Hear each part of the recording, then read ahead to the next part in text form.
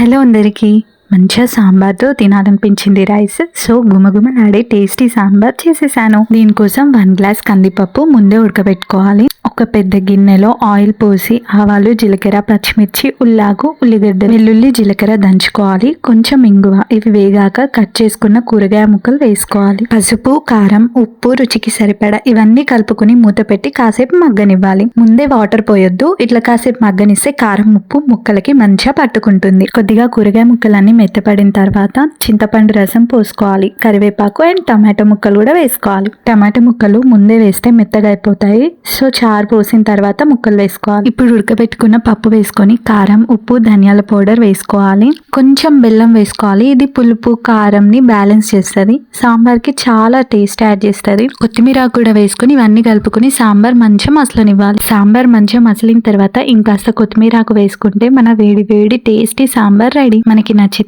ఇష్టమైతే సాంబార్ పొడి వేసుకుంటే ఇంకా టేస్ట్ బాగుంటది. మరి ఆల్ టైమ్ ఫేవరెట్ సాంబార్ ఎంతమందికి? ఫస్ట్ టైం చూసే వాళ్ళైతే మన ఛానల్ ని సబ్స్క్రైబ్ చేసుకోవడం మర్చిపోకండి.